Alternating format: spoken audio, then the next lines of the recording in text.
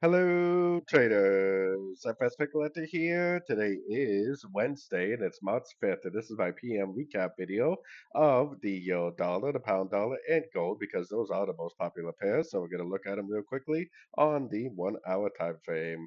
If you haven't done so already, definitely check out my free trading community on Discord, 100% free to join.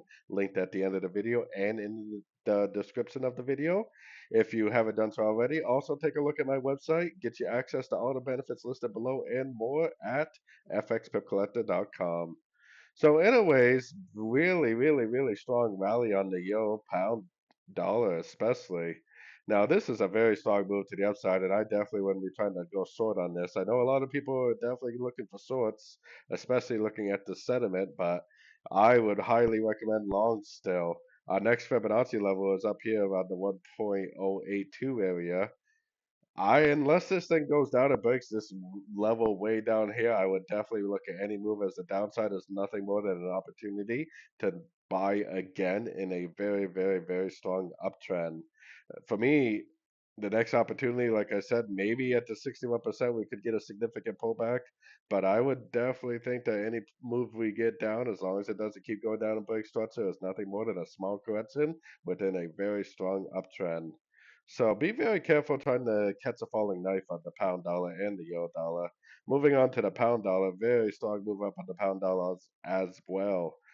The next Fibonacci level, retracement level, is the 61.8, which is right above the 1.290, 1.292 area.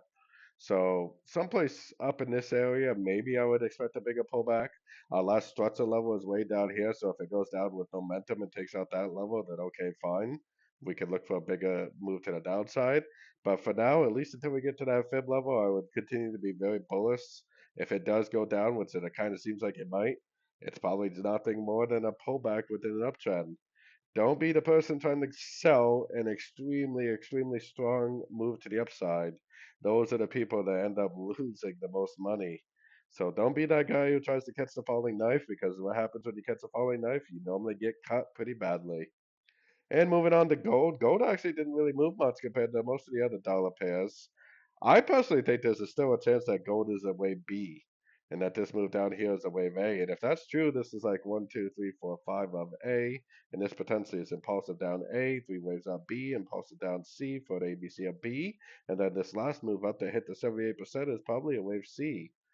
So this could be an ABC or B, and the only thing that's going to confirm that for me is taking out this low. If it goes down, takes out that low, then it's probably the end of a wave B, and it's probably going to go all the way back down, make at least a new low, taking out the previous low on this time frame.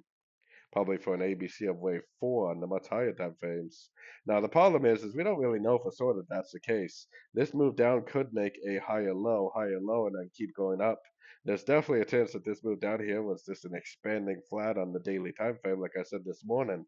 And if that's the case, it could just keep on going up. So be very careful with your shorts.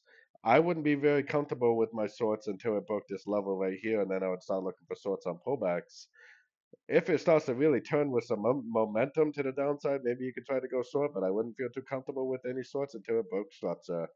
Otherwise, keep an eye, because it could make another higher low, and it could go up and take out the previous highs, maybe even going up to the $3,000 an ounce area, which is the 261% Fibonacci extension on like the weekly time frame. So anyways, don't forget to join my free Discord channel, link down here in the corner. And as always, thank you for watching, and happy trading, everyone.